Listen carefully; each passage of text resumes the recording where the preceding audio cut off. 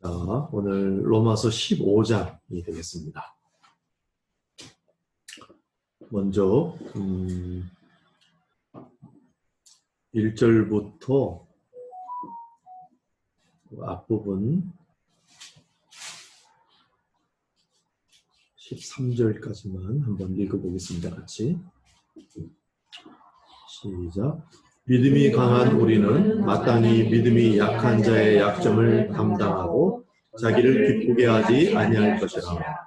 우리 각 사람이 이웃을 기쁘게 하되 선을 이루고 덕을 세우도록 할지니라. 그리스도께서도 자기를 기쁘게 하지 아니하셨나니 기록된 바 주를 비방하는 자들의 비방이 내게 미쳤나이다 함과 같으니라.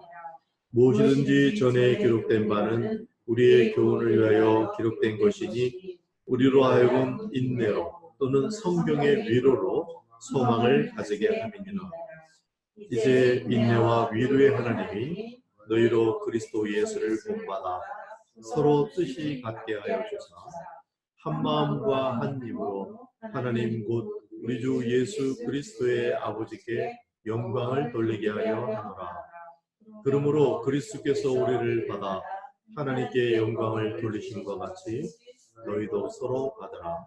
내가 말하노니 그리스도께서 하나님의 진실하심을 위하여 할례의 수종자가 되셨으니 이는 조상들에게 주신 약속들을 견고하게 하시고 이방인들도 그 긍휼하심으로 말미암아 하나님께 영광을 돌리게 하려 하심이라. 기록된 바 그러므로 내가 열방 중에서 주께 감사하고 주의 이름을 찬송하리로다 함과 같으니라. 또 이르되 열방들아 주의 백성과 함께 즐거워하라 하였으며 또 모든 열방들아 주를 찬양하며 모든 백성들아 그를 찬송하라 하였으며 또 이사야가 이르되 이새의 불이 열방을 다스리기 위하여 일어나시는 이가 있으리니 열방이 그에게 소망을 두리라 하였느니라.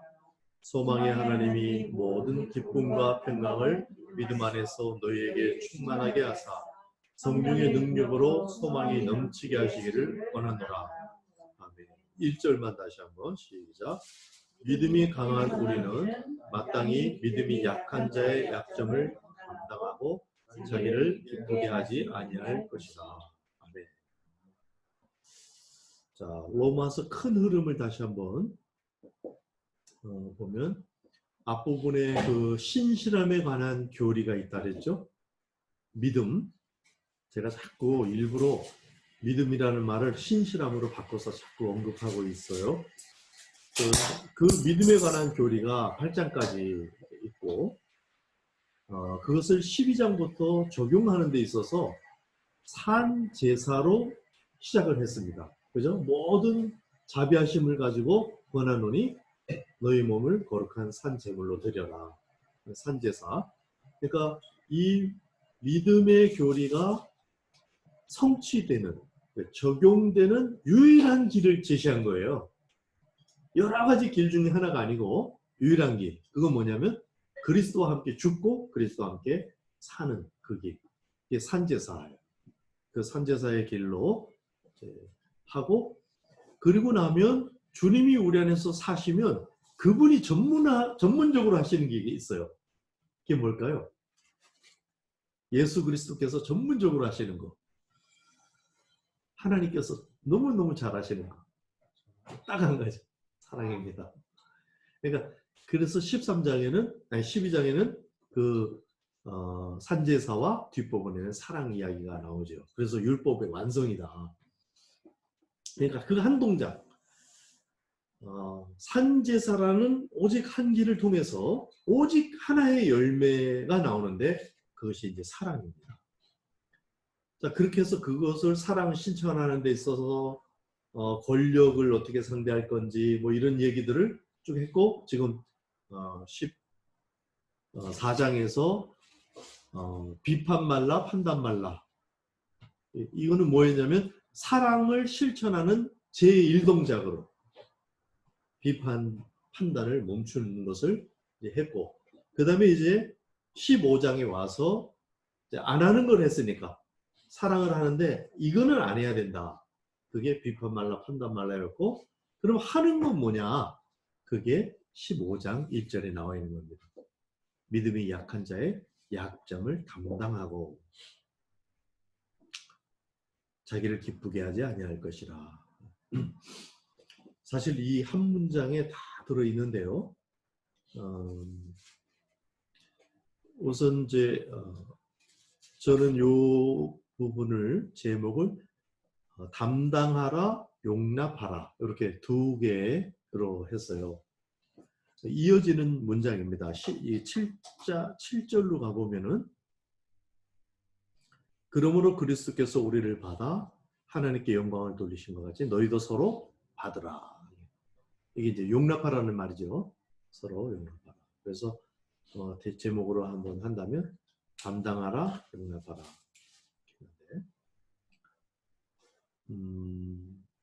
약점을 담당하는 믿음이 적기 때문에 믿음이 없기 때문에 사실은 모든 그 성품적인 문제, 언어의 문제, 행실의 문제가 나오는 거거든요. 그러니까 그냥 이 한 단어에 다 들어가 있는 거예요. 어떤 잘못된, 좀 부족한, 또 삐뚤어진, 내 마음에 안 드는 이런 행동들, 이런 걸 만났을 때 그게 다 믿음 연약해서 나오는 거니까 믿음이 강한 우리는 어떻게 해야 되냐면 그 약점을 감당하라. 이겁니다. 그러면서 덧붙여 있기를 자기를 기쁘게 하지 아니할 것이라. 그리고 이 두 번째 문장에 있죠. 우리 각 사람이 이웃을 기쁘게 하되 선을 이루고 덕을 세우도록 할지니라. 1절을 보완해 주는 문장인데요. 담당해 주라 그래서 무조건 원하는 대로 다 해주라 그런 말은 아닙니다. 그렇게 하면 또 부작용이 있죠. 네, 그 말을 어떻게 하는 거냐면 선을 이루고 덕을 세우도록. 이게 덕이라는 얘기는 헬라어의 원뜻은 이렇게 끝을 점점 이렇게 확장해 나간다 이런 의미를 가진 단어예요. 그러니까 점점 성장하게 하는 겁니다. 확장시키는 거. 그러니까 무조건 오냐오냐 해가지고 버릇없게 만들어지고 그걸로 고착이 돼가지고 이렇게 문제가 되는 게 아니라 성장할 수 있도록 해주는데 그 한 동작을 담당해 주는 걸로 그렇게 한다. 이렇게 이제 일단 정리해 놓고, 자, 우리 주변에 한번 생각해 보세요. 이런저런 관계 속에서 문제가 되는 저건 좀 고쳤으면 좋겠다. 저건 아니다. 뭐 이런 거 있잖아요. 생각날 거 아니에요? 그걸 어떻게 하라고요?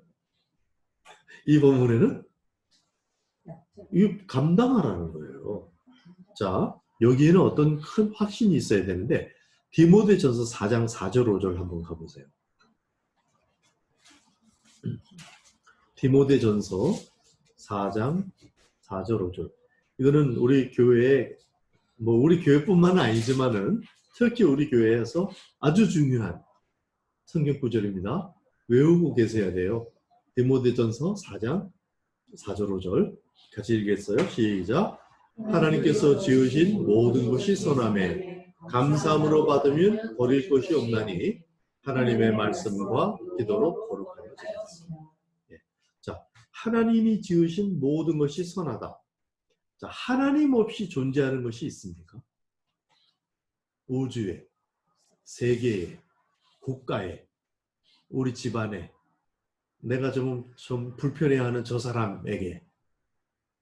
그러니까 하나님 앞에 자기가 의도적으로 불순종을 하고 있는 상황, 그거는 해결을 해야 돼요. 그러나 그게 아니고 그 사람의 어떤 특징, 믿음 없음, 약함, 여기에서 나오는 것들, 현상들이 있거든요. 그런 것들은 사실 감사함으로 받으면 버릴 것이 하나도 없다. 이런 말이에요. 이런 선언이에요. 그러니까 자기 자신을 돌아볼 때도 나는 단점이 있다 없다. 그럼 일반적으로 생각해보면 많다도 나왔습니다. 아주 많다. 풍성하다. 단점은. 사고 넘친다. 네. 그런데 이 성경이 옳을까요? 우리의 경험이 옳을까요? 성경은 뭐라고 선언하냐면 그게 하나님 앞에 불순종하는 거 있으면 그거는 바꾸라 이거예요. 그런데 하나님이 지으신 것이 선하심에 감사함으로 받으면 버릴 것이 하나도 없대요. 단점이 있다 없다. 약점이 있다 없다. 이게 없다는 말이에요. 이게. 그런데 그냥 없는 게 아니고 우리는 있는데 아무리 생각해도 많은데 이렇게 되잖아요. 근데 거기에 단서는 하나님의 말씀과 기도로 그렇게 진행을 하고 말씀과 기도가 적절하게 탁월하게 강화되면은 그게 오히려 살아난다 이 말이에요. 단점인 줄 알았는데 예를 들어서 고집이 세다. 장점입니까? 단점입니까? 장점이자 단점. 맞아. 언제 단점이에요? 고집이 세다. 이렇게 봤을 때 상황에 따라서 그게 좀 그러니까 이 선택이 옳은 판단인데 어리석은 선택을 했을 적에는 좀 그렇죠. 좋은 선택을 했을 때는 네, 그게 굉장히 고집을 부려야 되네. 네. 그러니까 고집 자체가 문제가 아니네요. 네. 방향이 문제지. 네. 그러니까 고집은 좋은 거예요, 나쁜 거예요. 심지어는 좋은 거다. 순교자들 고집 좀 세겠죠. 하늘에서 큰 상을 타는 거예요. 이게 정확성의 문제지 고집 자체를 거꾸로 하면 안 된다 이 말이에요. 우리의 어떤 특성들 있잖아요. 개인의 어떤 사람은 좀 느리고 어떤 사람은 좀 빠르고 어떤 사람은 말이 좀 세고 성격이 급해서 어떤 사람은 또 이렇게 특성이 있어요. 근데 그 특성들을 꺾으려고 하면 안 된다. 그거는 다 좋은 거예요. 하나님의 손에만 들어가면 말씀과 기도가 적절히 딱 되면 다 살아나는 좋은 것들이다. 그래서 고집을 엉뚱한 데다 부리면 이건 참 곤란하죠. 동네가 다 시끄럽고 힘들고 막 이러죠. 근데 그걸 적정한 위치에다가 정확하게 가지고 딱 하면은 그게 순교자도 나오는 아주 귀한 거다. 그러니까 자기를 한번 생각을 해볼 때 자기가 하나님 앞에 막 불순종하던 의지적으로 막 불순종하던 그 순간들이 있을 거예요. 그거는 명백히 회개를 해야 돼요. 그거는 죄예요. 그거는 장점일 수 없어요. 근데 나의 어떤 특성들이 있어요. 감성이 풍부하다든지 나는 논리적이라든지 뭐 예를 들어서 고집이 세다든지 뭐 이런 거는 이건 하나님 손에만 잘 들어가면 다 장점으로 살아난다. 이런 큰 확신을 가져야 합니다. 성경이 그걸 증거하고 있기 때문에. 그러니까 흙이 하나님 손에 들어가면 아담이 된 거예요. 그러니까 우리가 어떤 존재도 하나님 손에만 잘 들어가면 다 살아난다. 이것을 우리는 믿어야 합니다. 그러니까 우리 난 이게 약하고 이게 장점이고 단점이고 이런 사실 장점도 마찬가지예요. 장점이라고 해서 예를 들어서 머리가 좋다. 장점일까요? 단점일까요? 장점입니다. 머리 좋은 것 같고 사기를 쳐. 그러면 장점이에요? 그건 아니죠. 그건 아니죠. 그러니까 머리 좋고 나쁘고 심지어는 좋은 것도 장점이 꼭 아닐 수도 있어요. 정확성이 문제에 있는 것이지 그 특성 자체는 일단 하나님 손에 들어가면 다 좋은 것이 된다. 기왕이면 머리 좋은 게 좋을 것 같죠? 네. 꼭 그렇지는 않다. 아주 머리 좋은 것 같고 아주 큰 나쁜 일을 할 수도 있다. 자, 그래서 말씀과 기도를 거룩히 지느니라 이 말씀. 그러니까 약점을 감당하라. 저 사람이 지금 내 눈에는 이상하게 저 사람이 안 좋은 것만 보여. 이 눈 장점일까요? 단점일까요? 이상해. 저 사람 안 좋은 놈이 자꾸 보여. 싫어서 그런 거 아니에요? 그러니까 근데 그 사람만 아니라 딴 사람에게도 단점은 탁탁탁 집어내는 사람들이 있어요. 이거는 아니고 저거는 딱 이렇게 집어내는 사람이 있어. 묻어내는 사람이 있는가 하면 그런 사람이 있거든요. 단점이에요? 장점이에요? 쪽집게. 그거는 그러니까 어떻게 쓰느냐에 따라서 장점이 될 수도 있고 단점이 될 수도 있는 거예요. 이것도 역시. 네. 그러니까 내 눈인데 내 눈이 약점이 탁 보여. 여기서 뭐라 그랬어요? 약점을 감당하라. 담당하래요. 그러니까 약점이 안 보이는 사람은 담당을 할 수가 있어요, 없어요? 없어요. 하나님 말씀 순종도 못해, 그 사람은. 근데 저 사람 약점이 딱 보여요. 그러면 일단 순종할 가능성이 높아지네요. 그죠? 그렇다면 이 눈이 장점이에요, 단점이에요? 이럴 때는 장점으로 작용할 수 있다, 이 말이에요. 그러니까 일단 약점을 감당하는 거. 내 눈도 내가 그러니까 받아들여야 되죠. 아, 내가 이게 나는 왜 이렇게 생각이 부정적일까? 예, 그냥 부정적인 게 아니라 그런 게 잘 보이는 걸로 이걸 보면 돼요. 아, 내가 그런 거 보는 은사가 있구나. 그 은사를 가지고 그 사람을 잘 살려주고 담당해주고 이렇게만 들어가면 이거는 얼마든지 좋은 장점이 되는 거죠. 이거는 큰 확신을 갖고 있어야 돼요. 그래서 누구든지 어떤 일이 있든지 저거는 장점인데 이게 어떻게 해서 이게 장점일까? 이걸 생각해내야 돼요. 예를 들어서 저 같은 경우에 저한테 굉장히 정말 좋았던 너무너무 좋은 은사가 하나 있었다는 생각이 들어요. 지금까지도. 젊었을 때도. 그게 뭐냐면 힘이 없는 거예요. 보통 힘이 없는 거 장점이에요, 단점이에요? 단점이죠. 근데 제가 이제 선천성 콜레스테롤 로우라 그래요. 그래서 당뇨하고 비슷한 현상이 몸에 이제 일어나요. 맥이 없고 힘이 없어요. 남들은 막 에너지를 쓰고 막 힘있게 일을 하고, 예를 들어 설교를 해도 막 진짜 힘차게 이렇게 하고 하는데 저는 그게 잘 안 되거든요. 그러니까 그때 사실 그렇게 힘있게 하는 사람들 설교를 내가 가만히 듣다가 이제 다 그렇다는 게 아니고 어떤 게 생각이 나냐면 저 사람은 마치 큰 한마로 이렇게 있죠. 오한마 외에 큰 거. 그걸로 막 쾅쾅 치는 느낌이에요. 근데 안 맞아. 잘 안 맞아.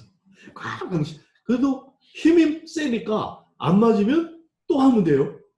그러다가 한 번 맞으면 진짜 막 큰 변화가 일어나고 그러면 되죠.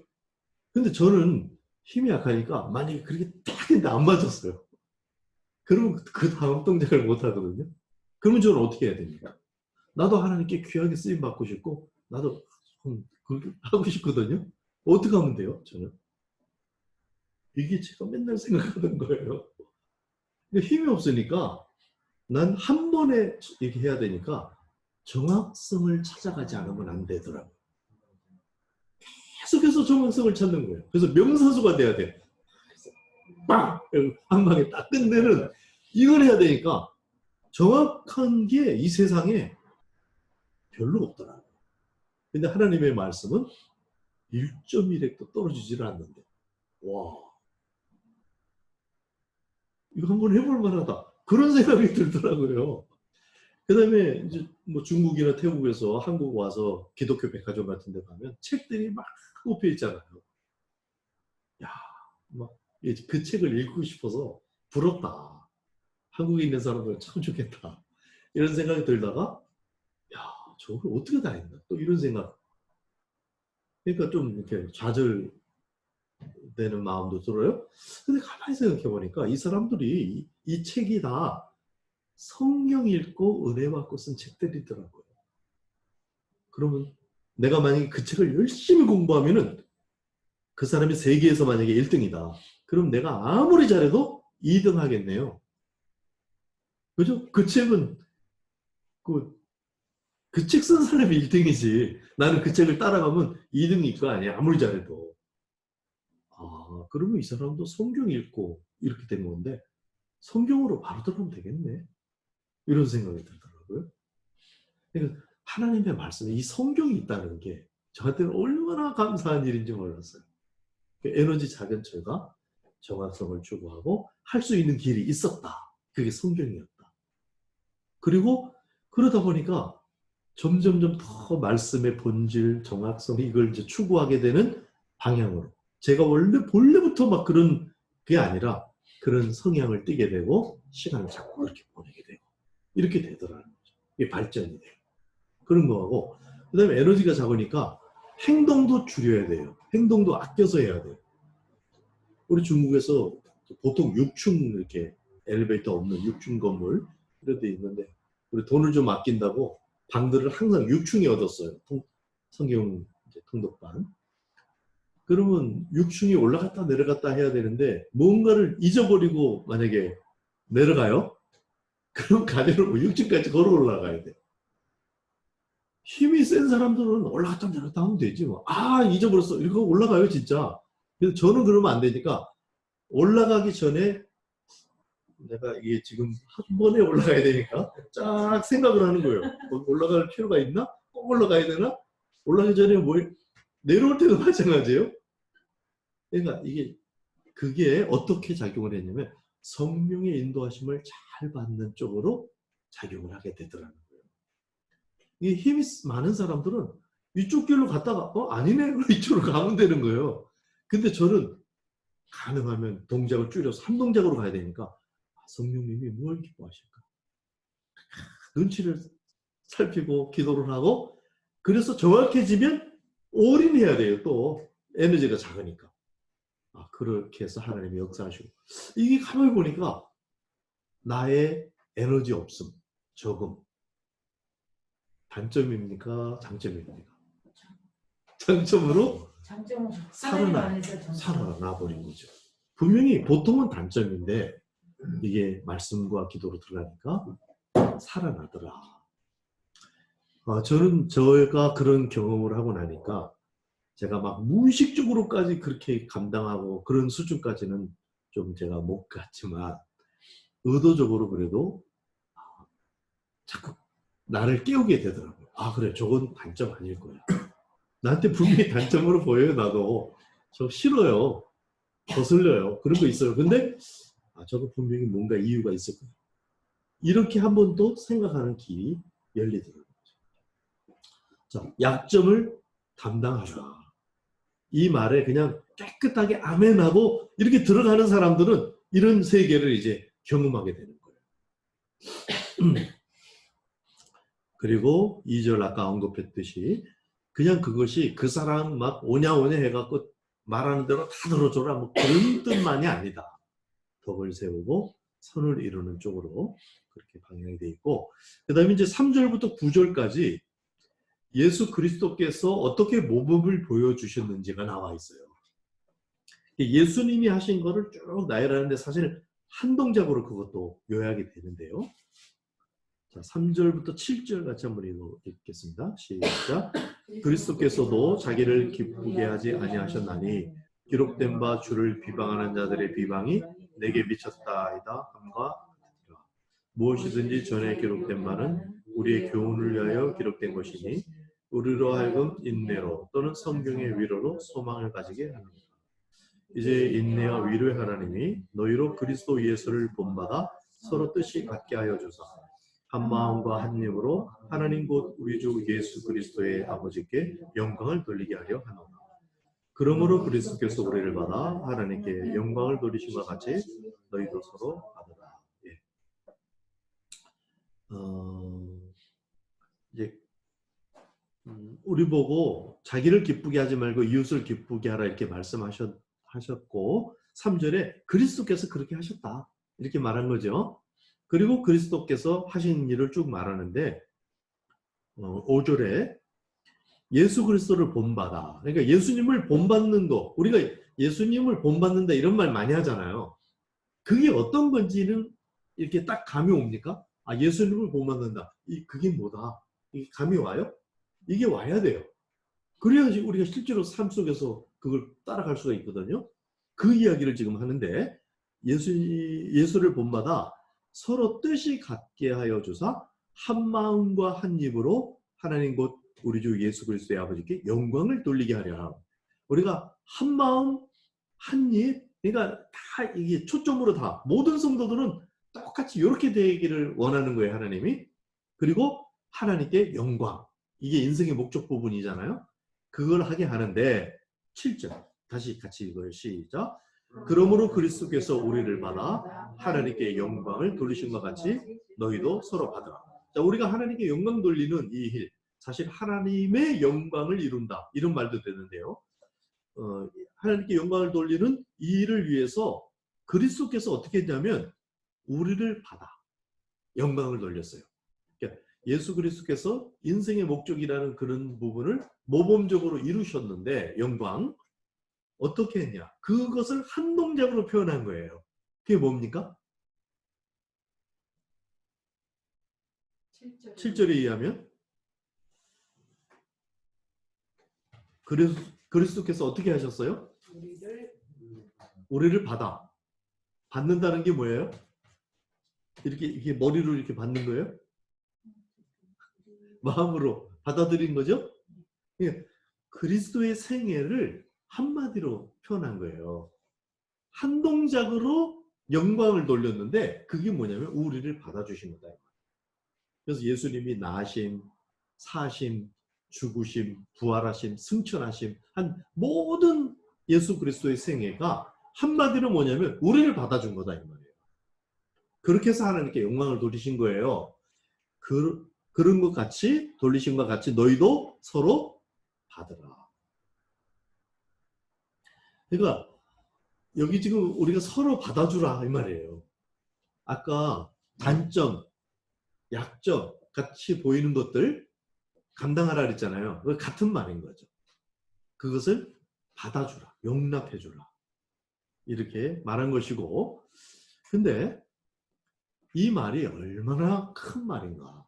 자, 우리가 사람들 서로 용납하는 거 그냥 좋은 일이고 그냥 윤리적이고 뭐 괜찮은 일이고 가능하면 그렇게 하면 좋지 이런 생각이 들 수 있잖아요.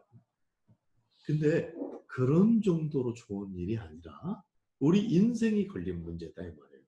사람을 용납하는 이 일이, 자, 우리 인생이 얼마나 귀한지 하나님께서 천하보다 더 귀하다 이렇게 하셨잖아요. 그 인생이 가지고 최대로 하는 게 하나님께 영광 돌리는 거예요. 근데 하나님께 영광 돌리는 일을 한 동작으로 예수님이 하신 것처럼 너희도 한 동작으로 해라. 그게 서로 받으라. 그러니까 인생의 목적을 이루는, 하나님의 영광을 이루는 일, 또 앞에 문맥까지 살피면 사랑을 하는 일, 그것을 한 동작으로 하면은 서로 용납해 주라 이거다 이 말이에요. 성도의 한 수, 예수님의 모범도 요 하나고 성도의 한 수도 바로 용납하는 것. 먼저는 이 말을 듣는 사람이 그 일을 해야 되겠죠. 받아주시기 바랍니다. 우리 주변에 있는 사람들, 나랑 가까운 사람들, 그 사람에게서 나타나는 그런 막 단점같이 보이는 거, 내 마음에 안 드는 거, 이게 다 믿음이 약해서 나오는 건데 그것을 용납해줘라. 내가 이렇게 근데 이게 해도 되고 안 해도 되고 이게 아니라 우리 인생 문제가 걸린 얘기다 이 말이에요. 이 일에 성장하는 것을 성숙이라고 하는 거예요. 믿음이 성장하는 거예요. 이게 사랑이 커지는 거예요. 요 한 동작이 나는 용납하는 사람인가 생각해 보면 알 수 있죠. 내가 지금 어느 정도 성장하고 있는가. 내가 나랑 다른 사람, 나랑 좀 이렇게 불편한 사람을 얼마나 용납할 수 있는가. 그 용량. 근데 우리가 먼저 들은 사람이 그러는데 여기 말씀은 서로 받으라 이렇게 돼 있긴 해요. 그러니까 서로까지 나가야 돼요. 그 사람도 나를 받아줄 수 있도록 내가 도와가면서 받아줘야 돼요.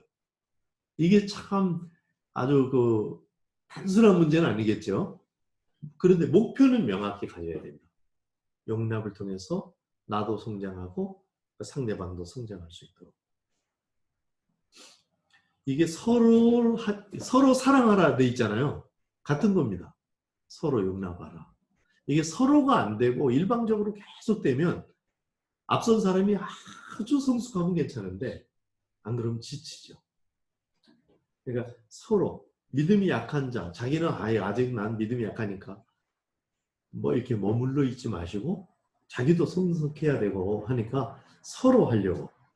그래서 나의 선생님, 나보다 어른, 나보다 선배 이런 분들도 용납하시기 바랍니다. 사람이 용납받지 않을 만큼 완전한 사람은 없죠. 그리고 용납할 수 없을 만큼 또 아무것도 없는 사람도 없어요. 우리 안에는 그리스도가 오셨고 그리스도께서 우리 안에서 그 일을 위해서 죽으셨고 사셨고 지금도 성령으로 그 일을 하고 계시기 때문에 우리가 그분께 순종하면 산제사로 들어가면 누구도 다 할 수 있는 일이 또 이 일이다. 용납하는 일. 이런 겁니다. 자, 그러면 한번 요약을 해보면 사랑하라 이 말을 순서적으로 그러려면 어떻게 해야 되느냐? 비판을 하지 말아야 됩니다. 비판은 꾹꾹 참으면 그래도 안 할 수 있지만은 속에서 판단이 돌아가는데 그 판단도 보류를 해야 된다. 요령은 이 판단이 정보가 굉장히 부족한 상태에서 이루어지는 판단이라는 사실을 깨닫는 거. 그 다음에 판단자는 사실 하나님뿐이시다. 내가 함부로 판단하면 내가 하나님을 판단하는 것이 된다. 이런 이제 말들을 지금 14장에서 했습니다. 그래서 비판 말라, 판단 말라. 그리고 오늘 이 본문에 와서 용납하라. 이게 인생의 목적 부분이 해당되는 말이다 하는 겁니다. 자, 8절에서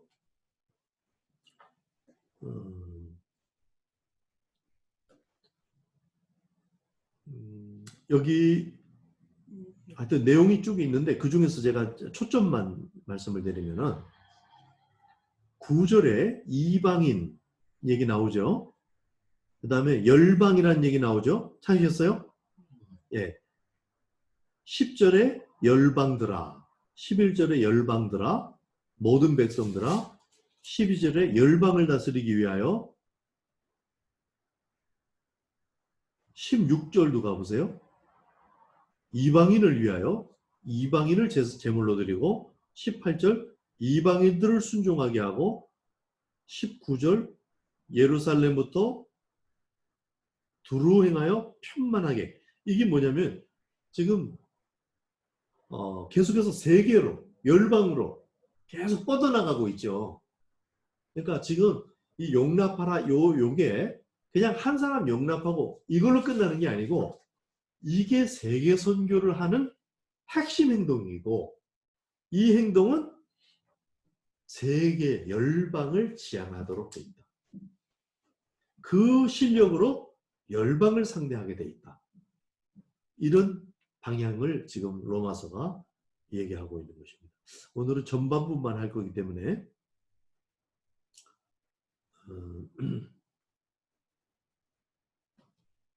그러니까 이 용납한다. 한 사람을 용납하는 게 굉장히 중요하죠. 그러니까 한 사람을 용납하는 여기서 이 실력이 쌓아져야 사실 가서 선교사들이 가서 뭐 하겠어요? 거기도 사람 사는 데고 다 똑같거든요. 여기서는 형편없던 사람이 갑자기 가서 선교를 잘한다. 그런 일은 없어요. 여기서 뭔가 사랑의 실력이 생겨야 돼요. 그거 가지고 가서 열방들을 상대하는 거거든요. 제가 태국에 있을 때 참 안타까운 소식들이 들려왔는데 그 중에 한때 그랬다는 말입니다. 태국 사람들이 한국 선교사들은 그냥 돈만 대주고 우리하고 관계를 안 했으면 좋겠다. 이렇게 말을 한다는 거예요. 왜냐하면 한국 사람들이 성질도 잘 내고 막 일은 잘하는데 막 성격이 팍팍 해가지고 막 화도 잘 내고. 근데 태국 사람들은 화를 내면 진짜 저차원적인 사람으로 봐요. 그 불교 문화라서 그러는지 그러니까 일본 사람들을 좋아해요. 속에 뭐가 있어도 표시 안 내고 태국 사람들도 그래. 근데 사실은 그 스파타클 아시나요? 세팍타클루나 아, 발배고 우리가 발배고 족구하고는 달라요. 이렇게 높은 네트를 해놓고 발로 차서 이렇게 하는 거예요. 얼마나 진짜 액티브하고 과격해요. 그게 태국 운동이거든요. 그다음 킥복싱 어때요?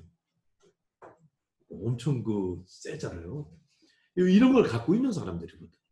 근데 아마 불교 문화를 통해서 그랬는지 이제 부드럽고 표현 안 나게. 그런데 이래요. 이런 말이 들려요. 아, 왜 미련하게 화를 내냐. 나중에 죽여버리면 되지. 얼마나 청부살해 이런 게 발전돼 있어요. 그러니까 속에 막 엄청난 이게 있는데 겉으로만 이렇게 된 거죠. 근데 우리는 어때요? 아이고 이거 그냥 속도 없이 다 보여져. 그러니까 태국 사람이 볼 때는 언제 하수예요. 한국 사람들. 한국 선교사들도 그러거든요. 마음은 착하고 열심인데 막 문제를 일으키는 거예요. 왜냐면 그 사람들은 만약에 그렇게 하면 저 사람이 나 죽일라 한다 이렇게 생각할 수도 있을 만큼 충격적인 행동을 하는 거예요. 근데 우리는 그걸 한다고. 그래서 이제 그런 게 쌓이고 막 이래 돼갖고 한국 선교사들을 잘 존경을 안 하면서 한국 선교사들은 돈을 대주라. 우리가 태국 사람들 전도하고 하는 건 우리가 더 잘한다. 나 이런 얘기를 듣고 참 안타까웠거든요. 그래서 그러면 선교사가 해야 될 일은 뭘까? 제가 봐도 우리 한국 선교사들이 열심히고 뭐 서양 선교사들이 하는 거에 막 속도도 빠르지 막 직접 사역하지 교회 막 세우지 일 잘하거든요. 근데 뭔가 모자라. 존경을 못 받아요. 그럼 선교사가 뭘 하면 되나? 나는 그때 결론이 선교사는 그냥 존경을 받아내면 되겠다. 그게 선교사가 해야 될 일이겠다.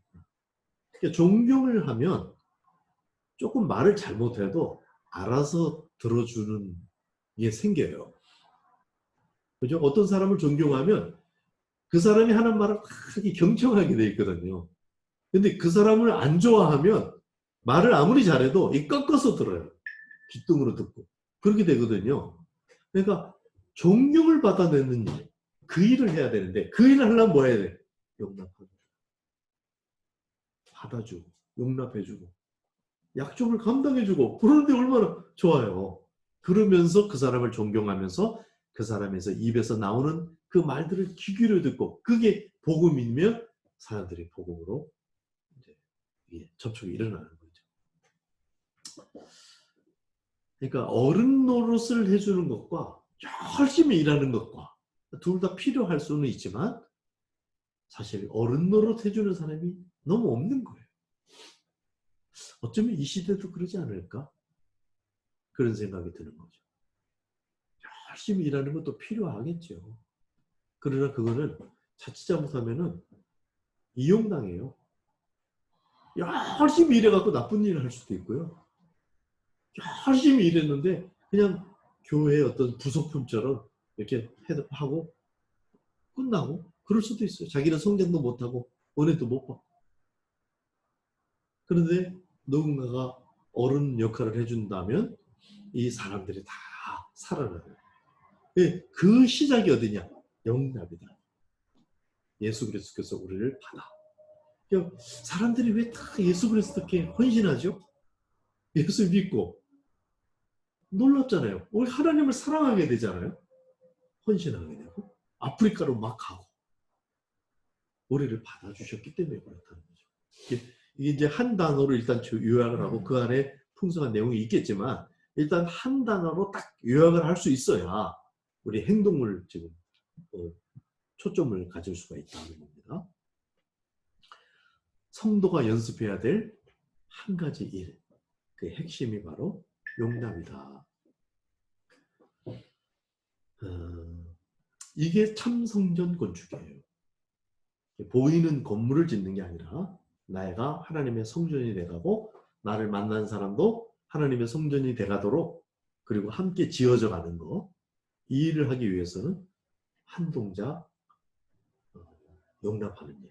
이게 사실은 사랑하는 일의 핵심이다.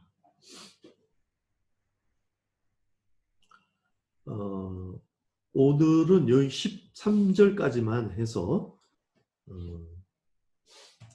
요약을 다시 한번 해본다면 이 전장에서 우리는 사랑의 실천 첫 번째 동작으로 비판 말라, 판단 말라. 약점이 딱 보이면 바로 비판으로 들어가지 말라 이 말이에요. 아, 저게 약점이야. 판단하지 말라 이 말이에요. 그리고 두 번째 동작, 감당하라, 용납하라. 이게 예수님이 먼저 모범을 보여주셨다. 그리고 사실 이 뒷부분은요, 또 사도 바울이 모범을 보여주고 어떤 제시를 해주는 모습이 또 나오는데, 이거는 다음 시간에 하기로 하고, 오늘은 이렇게 해서 15장 전반절 1절만 다시 한번 읽고 마치도록 하겠습니다. 1절과 7절. 1절 시작. 믿음이 강한 우리는 마땅히 믿음이 약한 자의 약점을 감당하고 자기를 기쁘게 하지 아니할 것이라. 7절.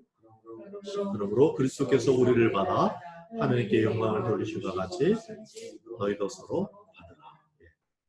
감당하라, 서로 받으라. 이게 사랑을 실천하는 길, 산제사의 길, 율법을 완성하는 길이었습니다. 믿음으로 사는 길이었습니다.